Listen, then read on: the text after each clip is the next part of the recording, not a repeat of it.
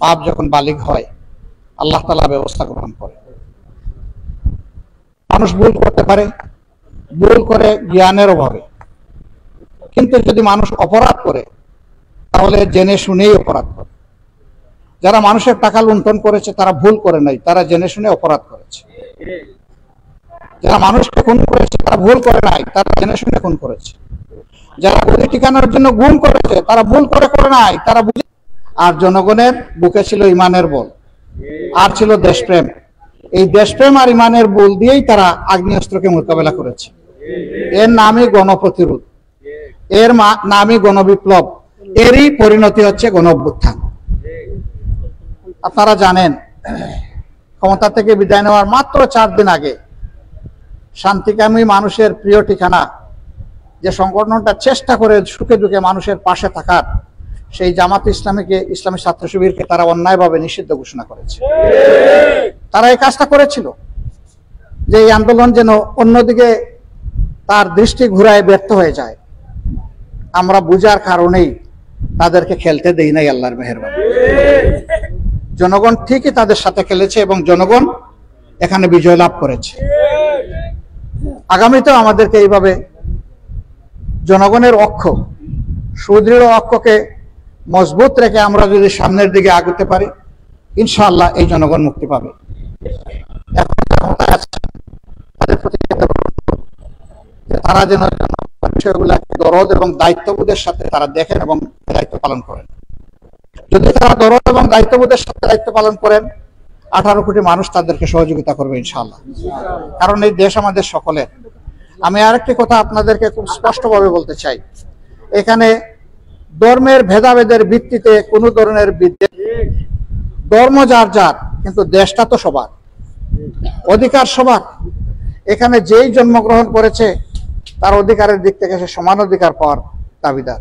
বরঞ্চ যেহেতু এটি মুসলিম জনবহুল দেশ, এই কারণে যারা মুসলিম নন, অন্য ধর্মের অনুসারী, তাদের প্রতি মুসলমানদেরকে আরো বাড়তি দায়িত্ব পালন করতে হবে। রাসূল করিম সাল্লাল্লাহু আলাইহি সাল্লাম বলেছেন, কেউ যদি অমুসলমানদের উপর জুলুম করে তাহলে হাসরের দিন আমি তার কোনো দায়িত্ব তো নিবই না, আমি ওই মজলুমের পক্ষ হয়ে জালিমের বিরুদ্ধে মামলা দায়ের করব আল্লাহর আদালতে। আমরা সাবধান করে দেব যে সমস্ত দুষ্কৃতিকারীরা এই বিপ্লবটাকে সফল একটা বিপ্লবকে অসফল করার জন্য, ব্যর্থ করার জন্য এই ষড়যন্ত্র করছে, তাদেরকে আমরা সুযোগ দেব না।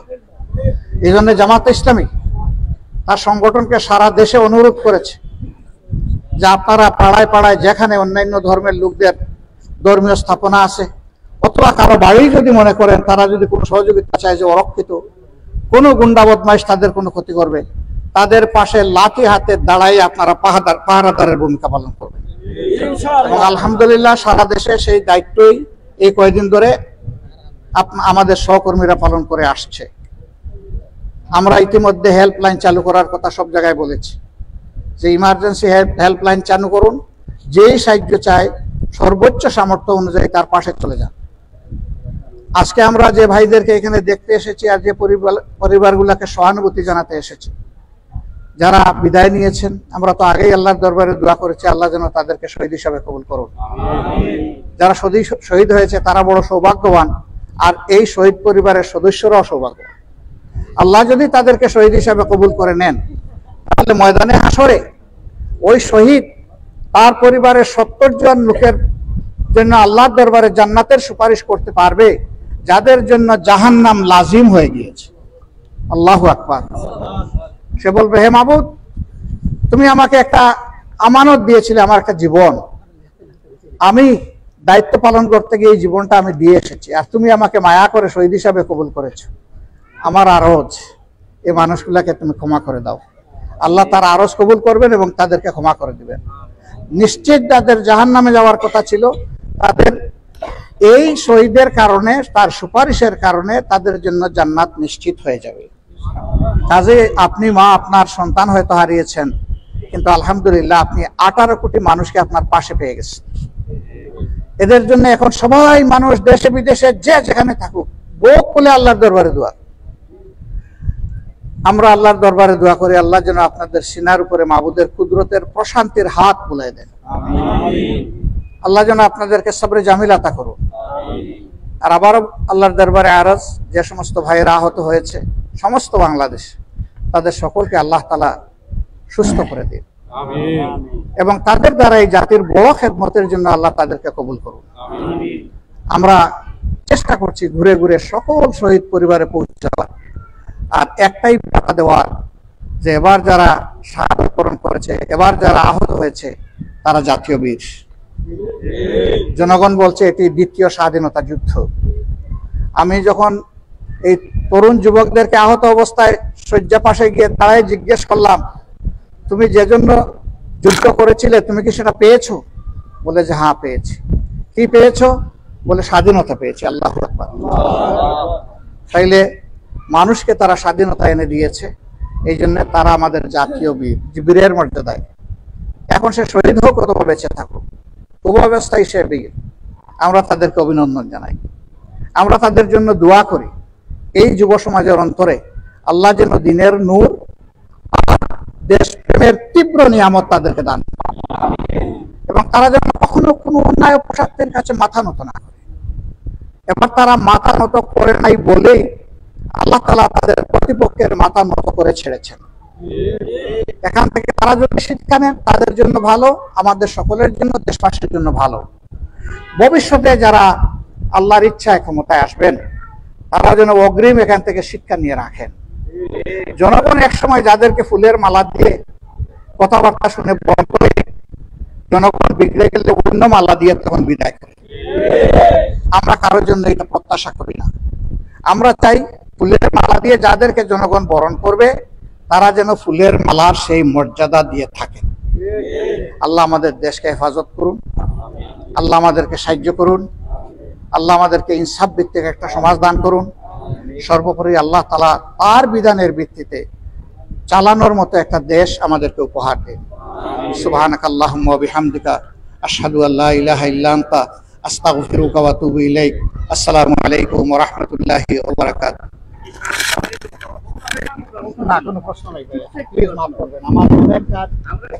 আসসালামু আলাইকুম ওয়া রাহমাতুল্লাহি ওয়া বারাকাতুহু।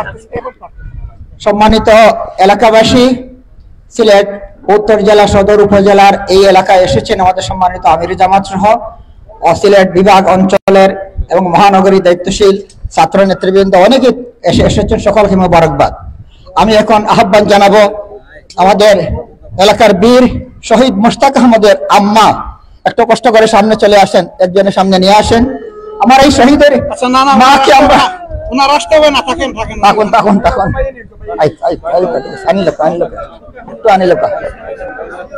আমরা অনুরোধ করব আপনি সবর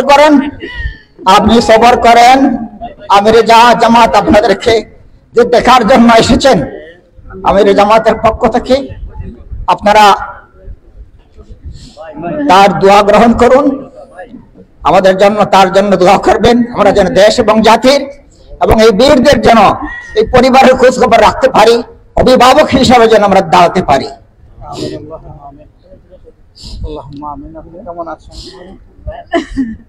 আমার বাচ্চাকে মোবাইল করে আলাইছে, আমি শুক্রবার এই দিন আজ ঘুরার স্বামী বাচ্চাকে আইয়া আম্মা তোমার লগে মাতিব, আমি ভাত খাইয়া জুম্মাই যে রাখি জুম্মা থেকে আইয়া তোমার লাগে মাতিব। আর বাদে উনি আসল আমার বাচ্চা গুলি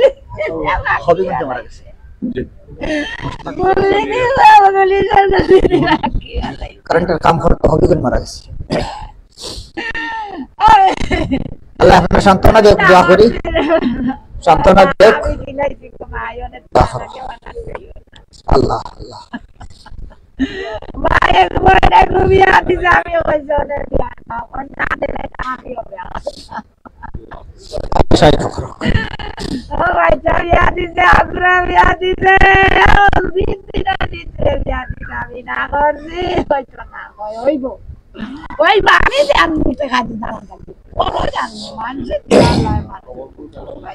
আচ্ছা মার কয় একটু সবর করো, একটু সবর করো, আল্লাহর কাছে কইবা, সব আল্লাহর কাছে। এখন আপনার লগে মাফেন না, তাই না? তো তার লগে এখন আল্লাহর ফেরেশতা বলে মাফেন। আলহামদুলিল্লাহ। আলহামদুলিল্লাহ আলহামদুলিল্লাহ। ও ফেরেশতা হলে আপনারা লাগে দোয়া করে আলহামদুলিল্লাহ। খবরও মানুষ গেলে কি আর দোয়া করতে পারে না, তখন মানুষের লাগে ফেরেশতা হলে দোয়া করে। আমিন আমিন। আল্লাহ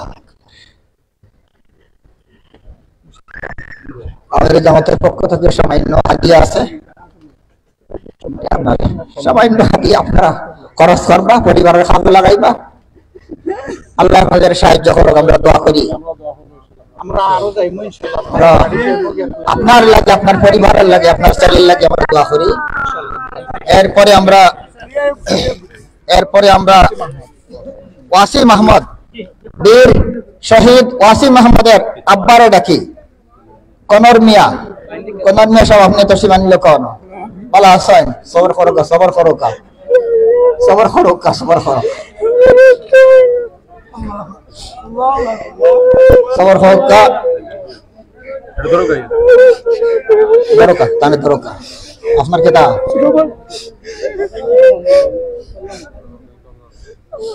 আল্লাহ সাহায্য করুক, দোয়া করি আল্লাহ আপনাদের সাহায্য করুক, সবরের তৌফিক দাও, সবরের তৌফিক দাও, সবরের তৌফিক দাও।